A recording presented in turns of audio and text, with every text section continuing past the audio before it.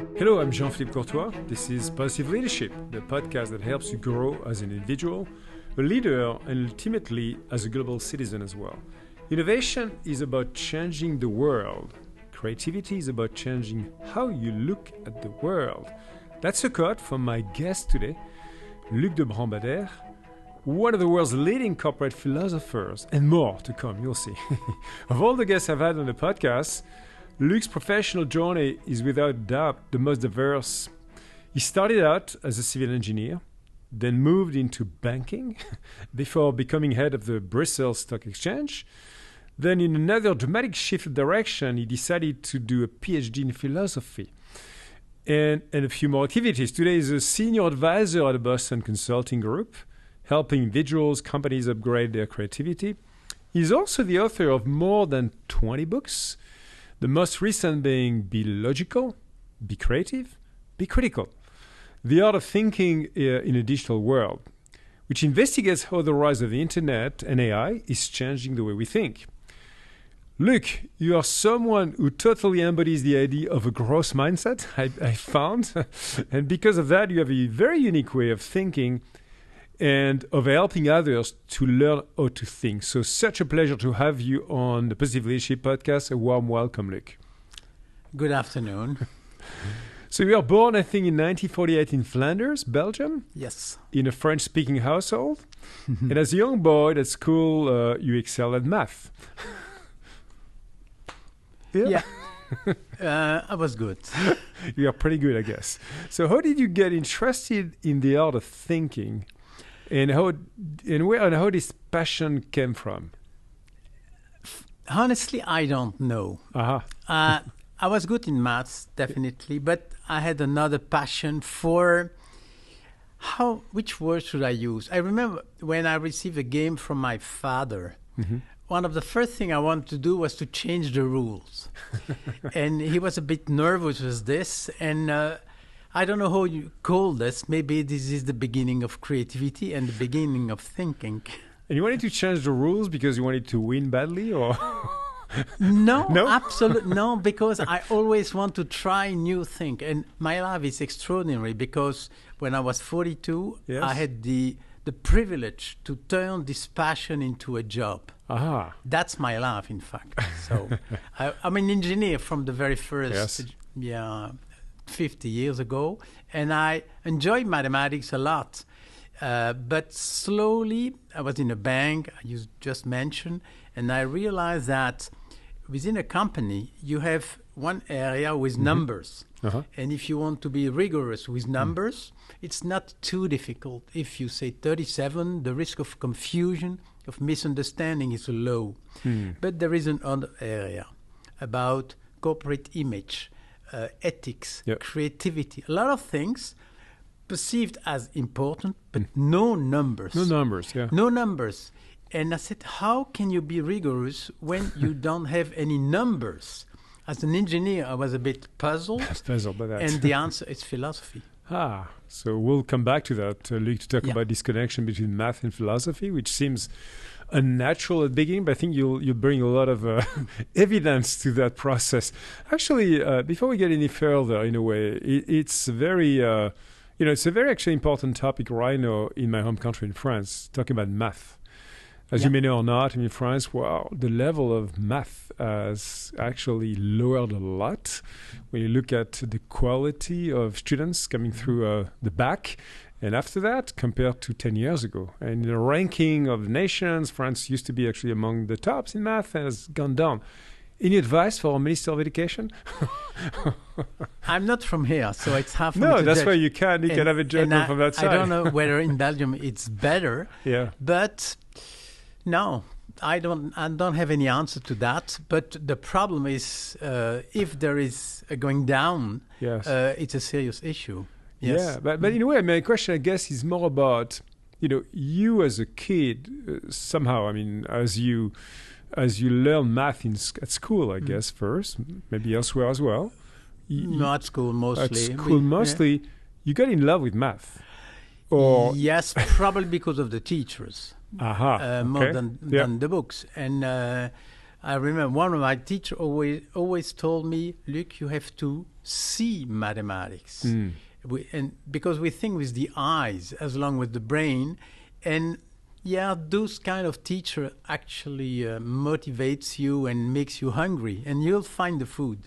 So again, it's about the teacher, the human body who actually makes math attractive and appealing, or makes you visualize the math, as you said. Yes, mostly you have to have fun. Yes. And there is a way to have fun with mathematics. Okay. And there is a lot of way to do that. I think I got some excellent teachers that it unlocked this. So let's transform math into a real game, actually, for kids. Yeah, that's called gamification. Yes, and it is. And it works. Yeah. And yeah. And you see some new application services that do that actually for kids today, which are quite exciting. I'm a grandfather now. I look at my children. I'm quite optimist when I see them. I'm sure they have a good teacher on math at home.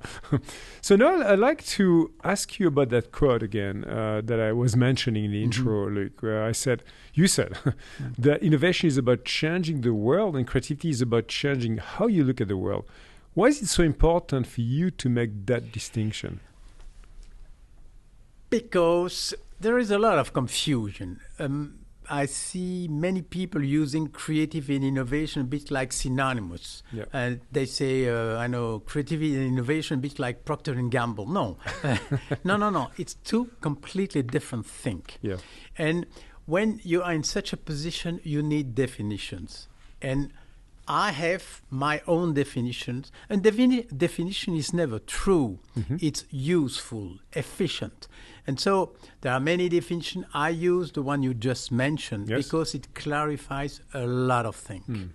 And they are both about change. Yeah. But innovation changes the world, perception, the way you look at the world. Let's take Copernic. Copernic, 1500 something, a big bang in our history. Yep. But the solar system is today exactly how it was before. He had zero impact on the solar system, but a big impact on the way we look at the solar system. And Copernic and globally science is not about innovation. It's about changing the way we look. Einstein didn't change the world. Sometimes those people can help changing the world. From the GPS and automatic cars couldn't run without relativity of Einstein. So, but it remains two different things. Einstein didn't change the world. And that's the message I carry throughout companies.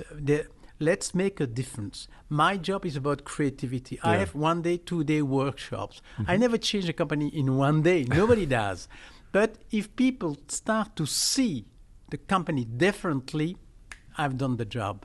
That must be a big trigger. I mean, we get those teams of executives together and they see the light, I guess, or something new in the way they think about. The first light, yes.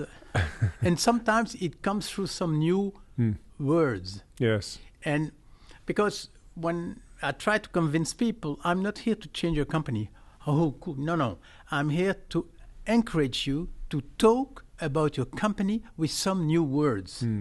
And that's slowly how the process begins. And then I guess align or diverge and then converge on the meanings of those words, because every word can mean something different for everyone. This is called ambiguity. Ambiguity and for example, between French and English, like power in English, in French could be énergie, force, puissance, pouvoir.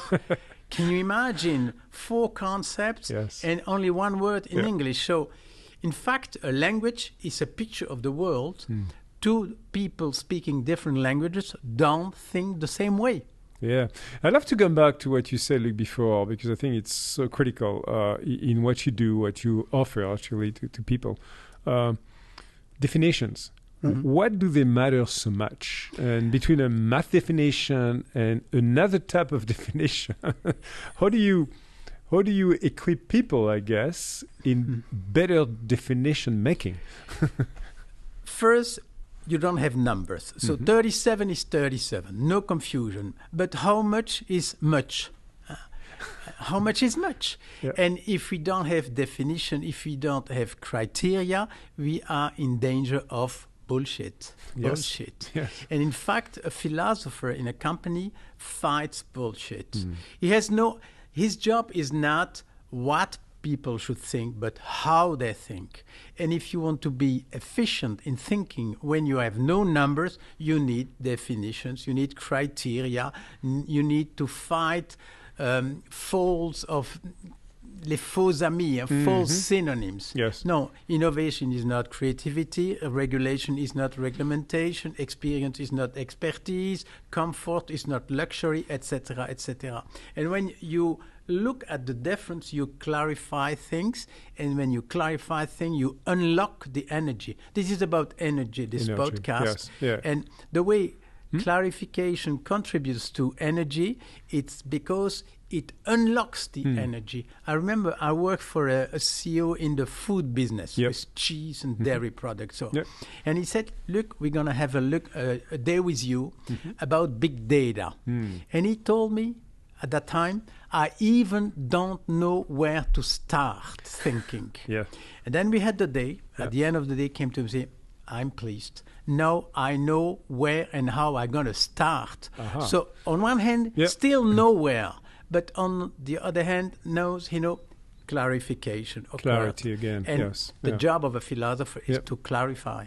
Yeah, that's great. We'll come back to clarity because I think it applies to many of the fields, including business, actually, as well. Yeah. So in your most recent book, you organize thinking, as I said before, into 3 different clusters. Being logical, being critical, and being creative. So what are the problems that you most commonly see in the way people approach those 3 different types of thinking? If they think about the 3 categories in the first place, by the way. Of course, they are very different. Thinking is so broad. When you make a multiplication 7 by 8, you think. When you dream at night, you think. When you try to understand a child, you think. When you look for a creative gift for somebody, you think. So when you ask yourself, does God exist? You think. So it's such a broad issue. And you need to organize a little bit. So I came with 3 clusters. Logic, creative, and critical. And of course, it's not 100% a coincidence because this is my life. The first 20 years, I was an engineer working on computer in a bank and a stock exchange. I was pure logic.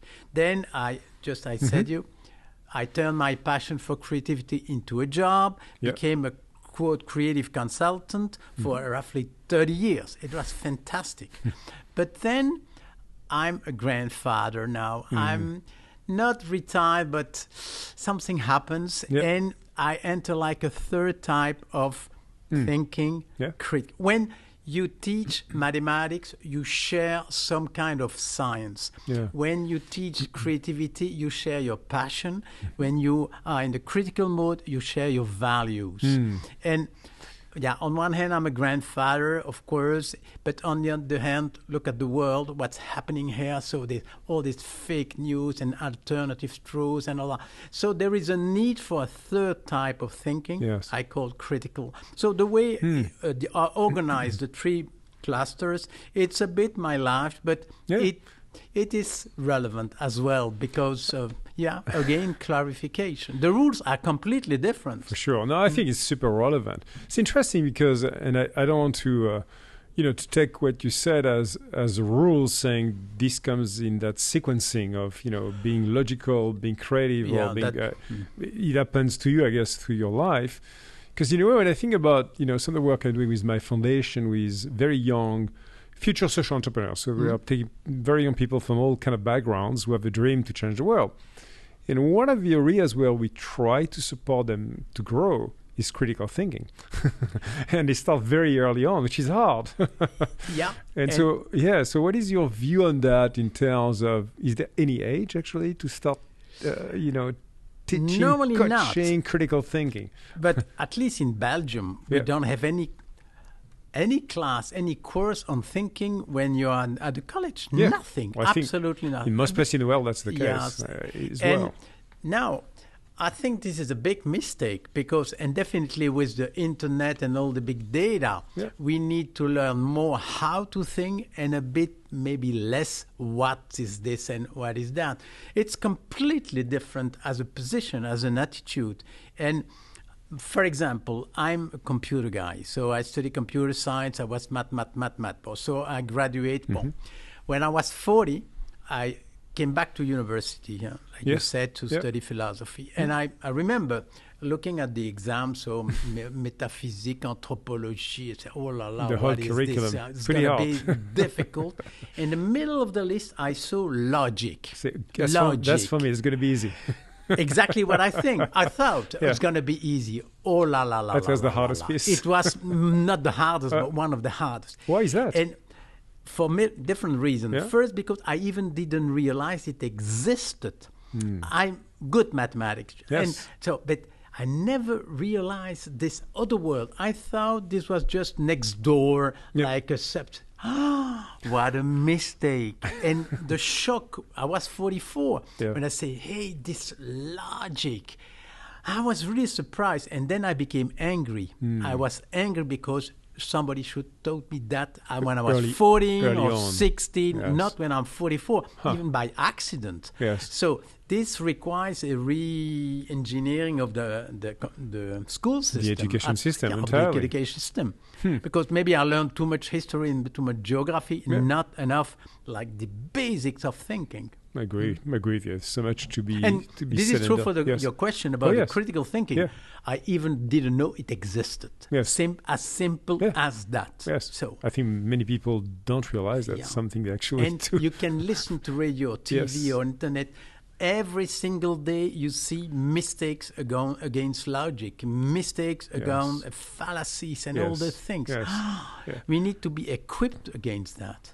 I think increasingly at scale, actually. So, Luc, talking about connecting a little bit, I mean, that discussion we have on different types of skills and capabilities you grow with people from young age to, to other generations. When it comes to positive leadership, really, it starts with the individual, the person. And, when people, first of all, take care of themselves, invest in their own personal development, but also become cognizant of the way to manage their positive energy in themselves, mentally, psychologically, physically. And then I've worked also on their purpose, which is something I believe a lot into personally. Then they can have a positive impact on the people they touch and eventually on the world. At least that's the philosophy of positive leadership. So how can, what would be your advice in terms of how can people develop again the different kind of skills we just talked about in terms of thinking skills in the 3 different areas to help out being an even better, stronger, positive leader? Where does that help and where does it connect, you think? My first answer is about energy. What we share, in fact, is we're talking about energy. So I run thousands of brainstorms, and I was convinced that at the beginning, a good brainstorm is a brainstorm when you have suddenly a great idea. Now, I'm convinced a good brainstorm is a meeting where people live with energy. With energy. Yes. I'm with you. And that's positive or energetic. So, but now the second part of the answer. I train a lot of consultants in the BCG, and I remember at the beginning there was a woman, Camille Sosua. I remember her name, and at the end of my training, she came to me and say, "Oh, I want to do that." This is exactly my goal, so I'm happy. And it was my role to assist a little bit. So I say, we're going to go together to a client. You're going to run the brainstorm. I will sit in the back, and then we debrief. And observe you. And then we debrief. The day comes, we go to the client, the brainstorm, and the session was very bad. Oh, what happened? And exactly the question. She was motivated, I was motivated, and it was not good. That's what happened. And suddenly I realized it was not good because she tried to imitate myself. And I said, what a big mistake. If you want to become a good accountant, you have to imitate a good accountant. If you want to be a good mathematician, you have to imitate. But in this job, absolutely not. You cannot. And I asked Camille, give me which is your passion. Your yeah. passion. Yes. And immediately she replied, architecture. Okay, fine, no problem. And I told her, we're going to have a new experiment with another client, but on the screen, I want to see buildings and nothing else than the buildings. Building on our passion, basically. Building, yeah. And then she told story about building, big one, old one, all kind of building. And she was super good. And thanks to her, I understood that you have to build, and that now I answer your question. Absolutely. If you want people to be good, they have to build everything on their passion. On their passion. Oh, yes. Because there is no science. No. If you want to learn geometry, you have to learn geometry. But if you want to learn creativity or critique, you have to learn how you are and who you are, and build on that. I'm so much with you, Luc. I strongly believe that each one of us should start with actually your own passion and strengths as well, and talents, what we call talents, unique things that you do very uniquely in special moments, and you get the best of your energy out. Yeah, and of course, this famous quote of Socrates, know who you are. Yes. This is true, but only halfway. Because the day you know you are, then and you have to become what you are. And that comes from Nietzsche. And it happened to me. When I was 42, I said, hey, I'm a corporate philosopher. That's what I am. It took me 42 years to understand what I was. Yes. But I was nowhere. Nowhere, absolutely. But it clarified to me. Say, oh, I need to go back to university. And then. So first, who you are. Second, become what you are. Yeah, I think that resonates so much with, not just with me, I think with many people listening to us, Luc, because it's all about, again, this process of not just shaping, but becoming, who you love to become as part of your mission, personal mission, purpose, which is so hard, but so important to be at least pointy in the destination, or at least where you want to start going to. And sometimes you can talk to a psychoanalyst or to a coach or to somebody else. It helps to clarify. It happened to me. So I'm really thankful to a person who finally told me who I was. No, exactly. So soliciting feedback actually from others, because they also have an interesting perspective on us. Should never forget, and not just look at ourselves in the mirror, which is important, but let's have others look at us. Yeah, a mirror with added value. Yes. So let's come back to, we discussed definitions a little bit, what doesn't matter. But you're also very famous for your concept of thinking in new boxes, the box. And can you elaborate on what that means and how we go about building new boxes, and give the context, again, the keys for people to understand the box? I was working for Essilor, this French company, and after the speech, somebody raised his hand and said, Monsieur Luc, interesting what you said. You mentioned 10 times, 15 times that we should think out of the box, but you never explained what's exactly the box. And so I was in trouble, so I just answered with a joke just to escape the question. Of course. I left the room. I said, oh, this is a serious issue. I need an answer to that. And at the same time, I was studying philosophy. And then slowly, okay, what is this? And I need a definition. Again, what is a box? And slowly I realized and I understood, in fact, a box is a set of simplifications. If you're in a bank, and if you are asked to think out of the box, you are not asked to think out of the bank. You are asked to think out of the way you used to simplify the business of banking for many, many years, which is completely different. Very different, yes. And so a box is a framework, is a paradigm, is a set of hypotheses, a set of simplification you can use as glasses, and you look to the world with this. Yes. And in fact, creativity is not that much about going out of a box, of a given box. The real challenge, definitely at a strategic level, is the new box. The new box. And you have many examples. A company I worked for was Philips. For 40 years, the box was electronic appliance, home appliance. And this was frozen for 40 years, and they have coffee machine and dish machine and CD and so. But today, Philips is a health company. It is. like 75% of the business. They are still manufacturing coffee machines and radios, but the real business of Philips is health. They've shifted to health. And this is a new box. It's not an idea out of the former box. It's not like a new coffee machine. It's a new way to look at the business of Philips. And if I may, how did that new box come up? Because I think you are pretty associated, quite closely associated to that process. Yeah, least, because I'm not so young. It happened 35 years ago. I know, but you have good memories. Yeah. And any single company, they are of another. What's the problem with the box? Yeah. A box, you need it to produce products, to develop things. But you need to freeze it. Otherwise, nothing can. Never do anything. Yeah. So you freeze for good purpose the vision you have, and the world is not frozen. So slowly there is a gap, increasing gap between the way you look at the world and the world itself. So since you cannot change the world, you have to change the way you look at it. Your mind as well. Your mind. Exactly like Copernic. Yes. It's exactly. We need to be Copernic, and the business, it's more difficult because you need to be like Copernic to change the view and then to innovate. Yeah. That's pretty hard work. You know, earlier this year, I had the chance to meet Dr. Rajiv Shah, who is the president of the Rockefeller Foundation.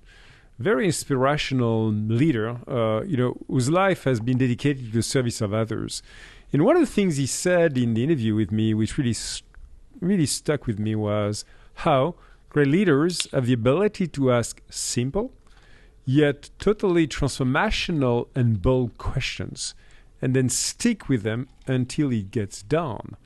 And so this method of building new boxes that you just described, is it a useful way for us to get to those simple yes transformational questions? In other words, in sense to me, it sounds like almost the art of asking those very profound questions. That is Socrates' point of view. It always told I don't know anything, but I know the importance of question and how to raise question.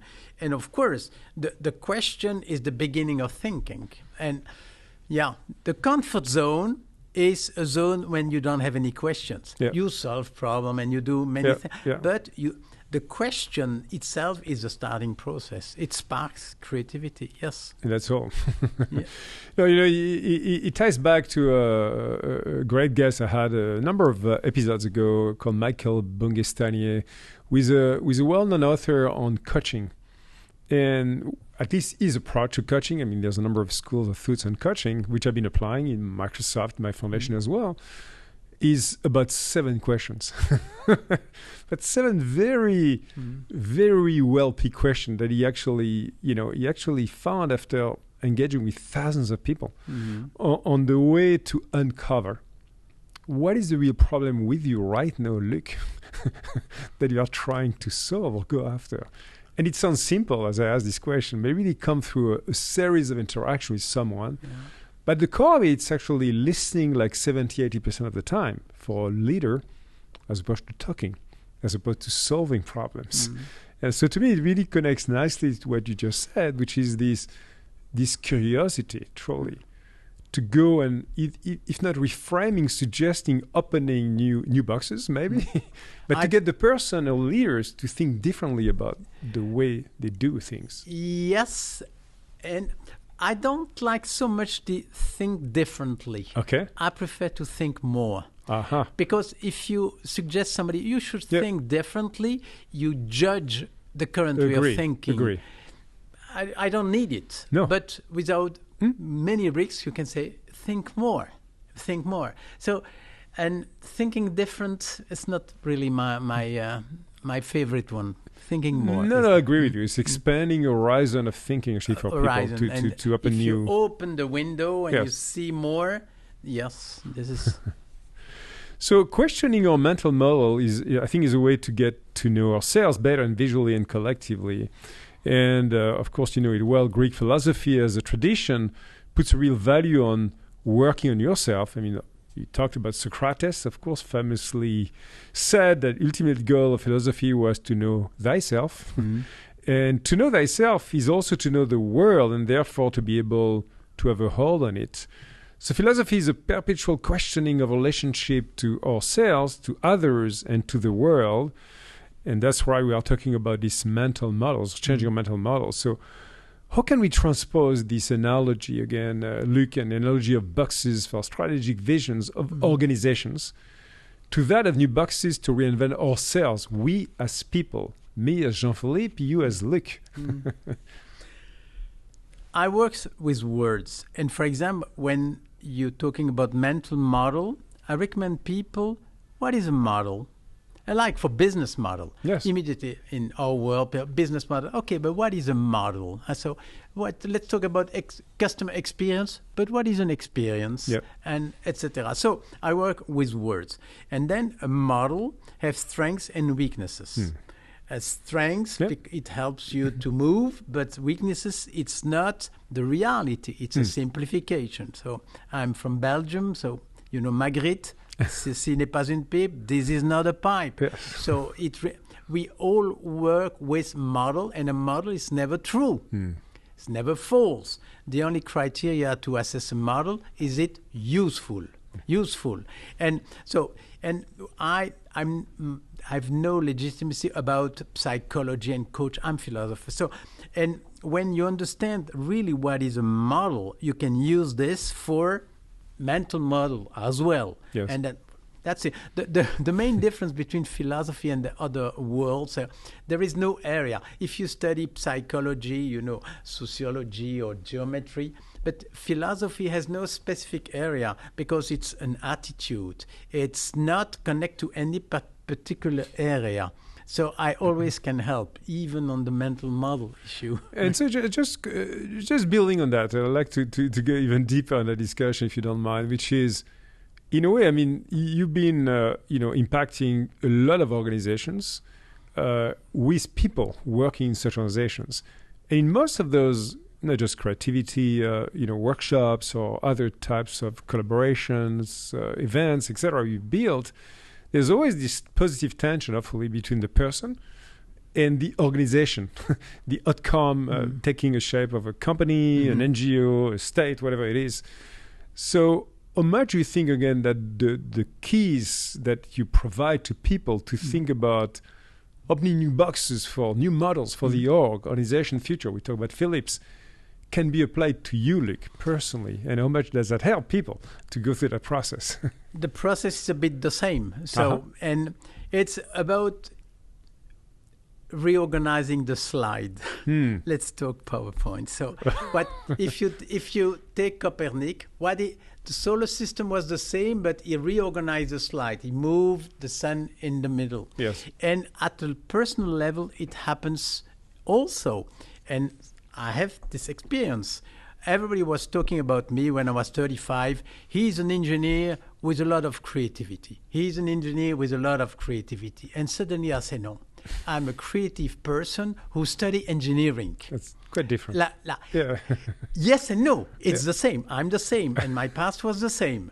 But the way I looked at it was completely different. Yes. And that's how and why I left the stock exchange, because I realized I'm not an engineer. I study engineering. You're not a banker either. I'm not a banker either. I'm a philosopher. And it was a big shock. Yeah. So the mechanic of new boxes is exactly the same at a personal level, at the organization level.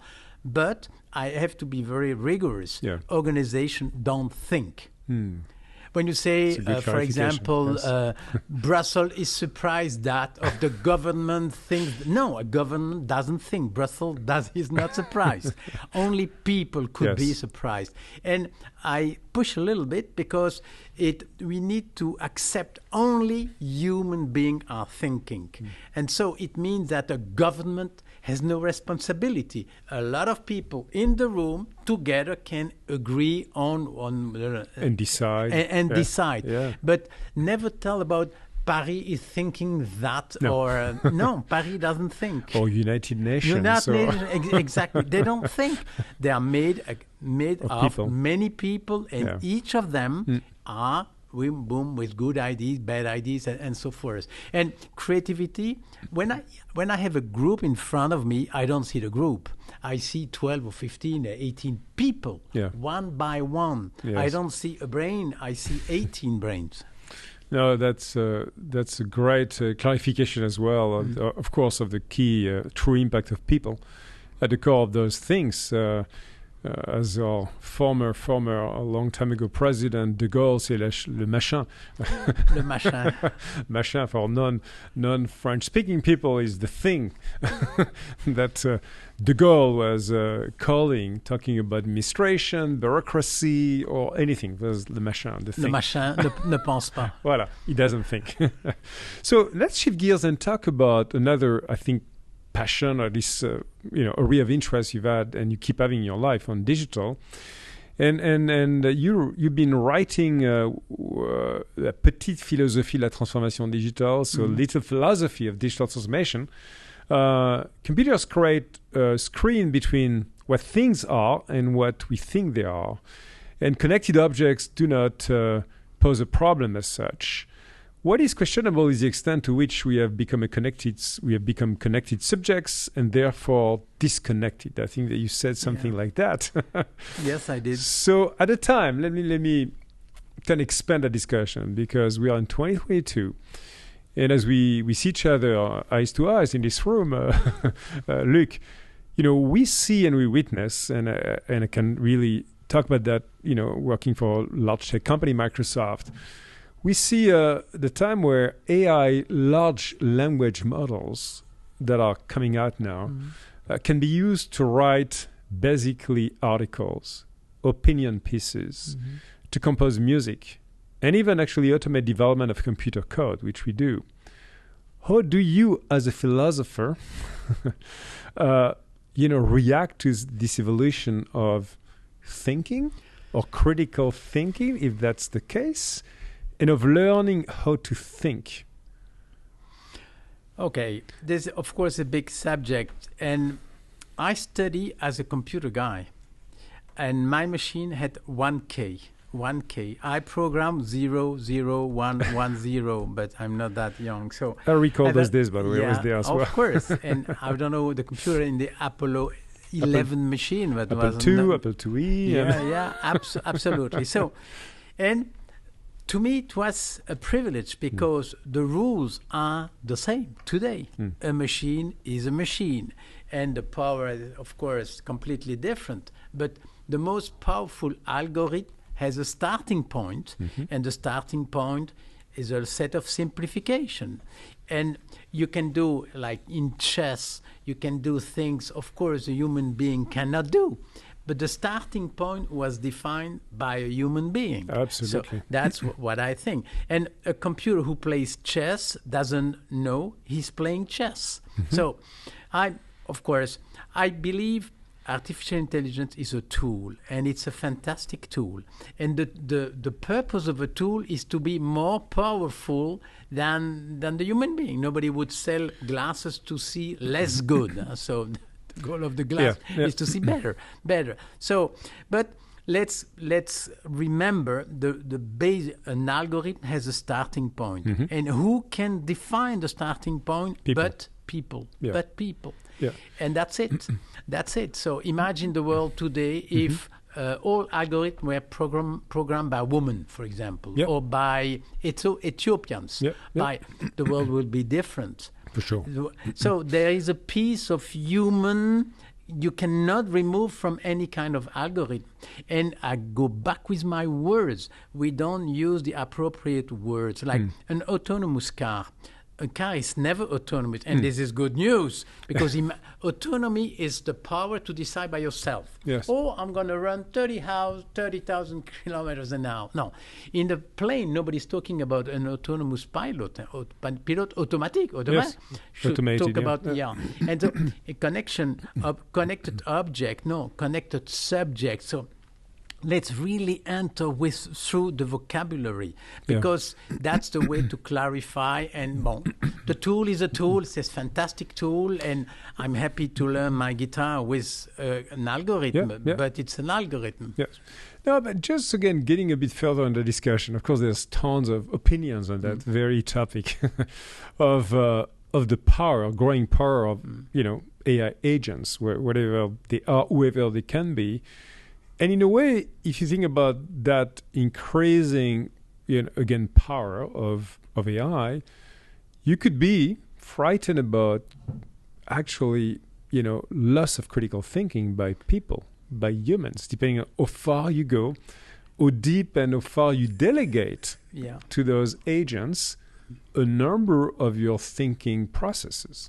So how do you think about that? You've been thinking all of your life I'm and a bit keep thinking scared about because even the human engineers bodies. from big companies like yours accept and they agree, yes, we not understand always what's happening. So there is a bit of a danger.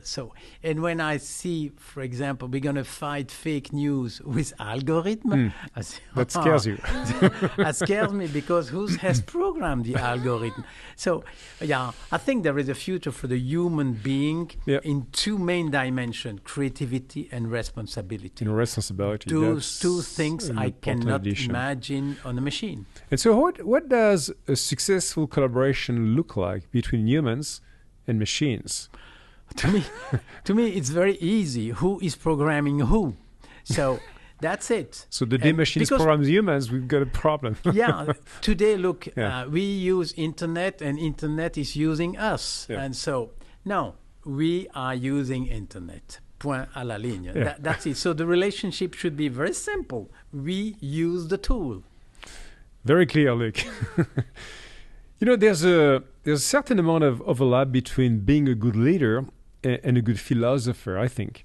Both involve bringing about clarity. When I was speaking to Microsoft CEO, my boss, Franz Satya Nadella, on the podcast, he said the number one priority of a leader is to bring clarity. And actually, as a company, we've been adding another two leadership principles. The first one is bring clarity.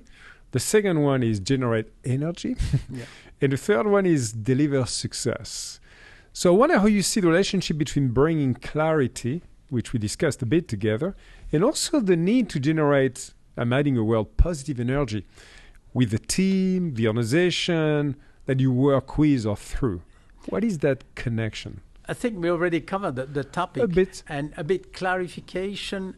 It's when the fog is moving away, suddenly you dissipates, see, and you see. And I was lucky enough to attend Natya's speech. He was the keynote speaker at the BCG 55th anniversary in Seattle.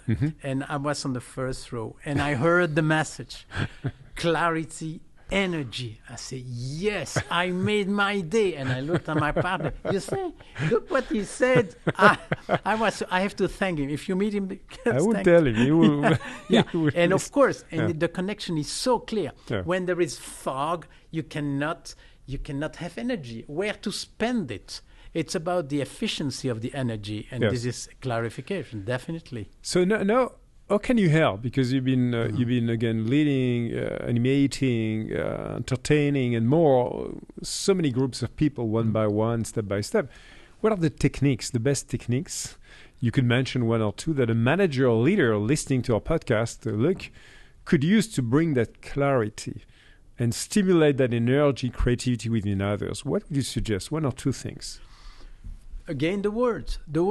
And for example, ask the person the 5 words they use the most. Bon, 1, 2, 3, 4, 5. And then go on with the conversation without those words. You force people to get out of the comfort zone because if you are in the software business, you may not use the word software.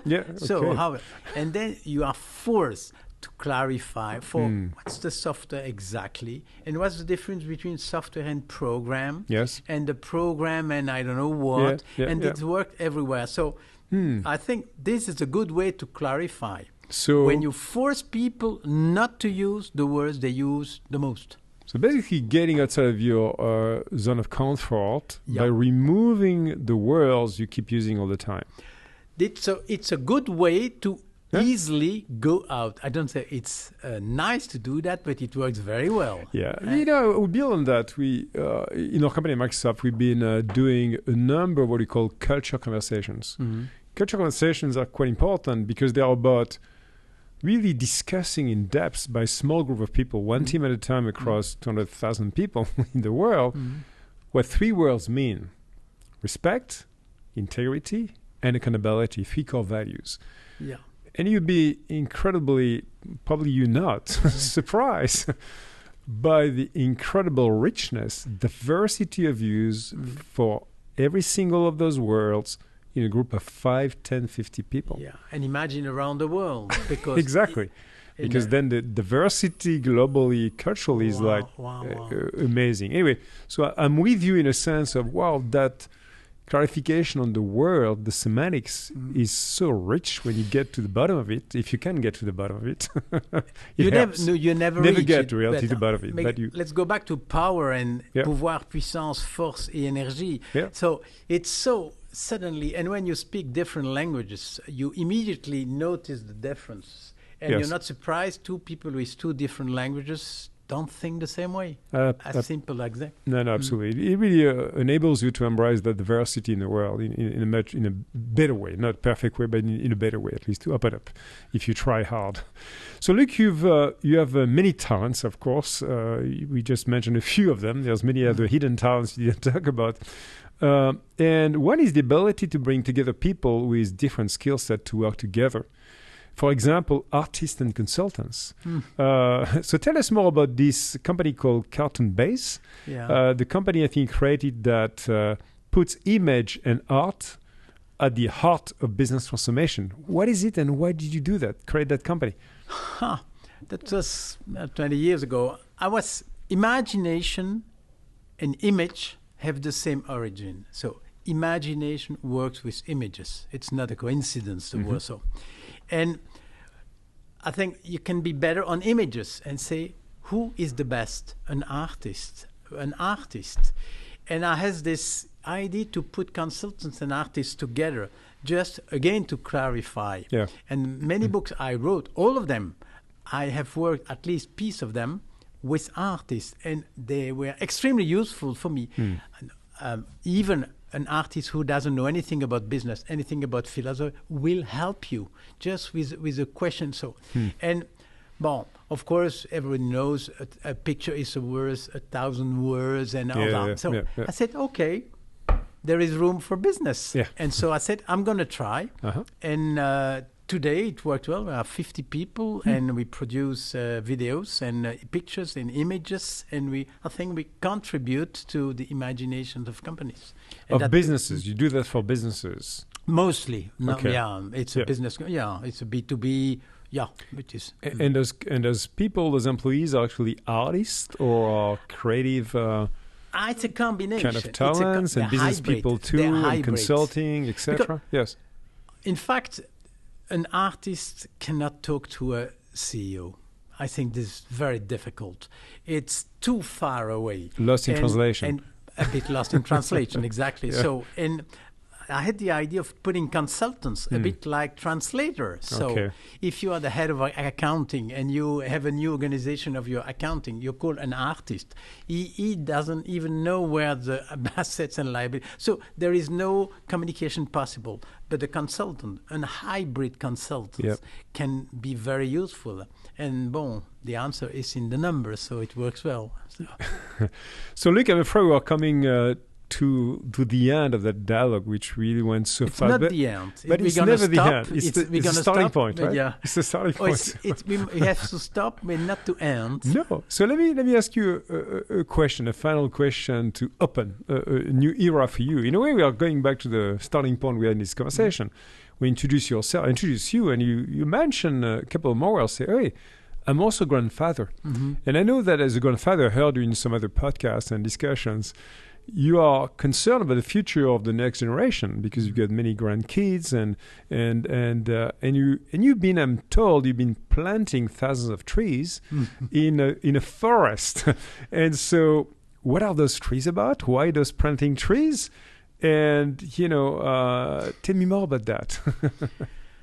To me, a tree is a symbol. Descartes, what he put his philosophy in a tree, and a tree is so much connected to a lot of things, to my values, the environment, future, energy, and philosophy. So it's like a symbol. I simply love trees, and there was a ground nearby my home, and I had the chance to buy Belgium, it. right? Close to Brussels. In Belgium. I say, I'm going to put trees. And what's extraordinary is normally you plant for your children. But in fact, I plant for myself because I did a long time ago, and I see my trees. So. But have you opened that forest to others as well? I understand, so right? the goal, youth, etc. It's not a forest. It's like 4 hectares. But at the Belgian side, it's quite large. Of course, it's open to everybody. So, but I asked them, okay, be respectful, of course, and, the environment, and they play the game, and everybody's happy. So I'm happy, definitely. And you are walking those beyond the streets as well, yes, yourself, from time to time, to think more. I think somebody said, I don't know who, if you know you're going to die tomorrow, what would be the last thing you're going to do? He said, I'm going to plant a tree. I can imagine so, but. So let me really plant the very last question. I really promise it's the last one. What would be your advice to a 20-year plus kid? Should she do math, study math? Should she become an artist? Should she become a consultant, work at BCG? Or become a social entrepreneur and change the world? Or something else? She or he should become who she or he is. That's the answer, and we connect to 30 minutes ago. So, and I would say recommend strongly become what you are. But that takes some time, and first try to understand who you are, and you'll be back at the starting point. Great way to end this wonderful conversation, Luc, and I can agree, more with you in terms of the starting point again on the why I'm here and who am I, and the way I can then build on my passion, my strengths, and acquire new skills, whether it is being a math teacher, a PhD, in philosophy, musician, CEO, or social entrepreneur. Voilà. Really leave your mark with the path of passion and success that fulfills you and having an impact in the world. So thank you so much, Luc. It was a really great pleasure. My pleasure. Thanks to Emily. We prepared together. So thanks to Tom from my country. And looking forward to stay in touch with you to continue to evolve our thinking process. Thank you so much, Luc. Thank you, Jean-Philippe.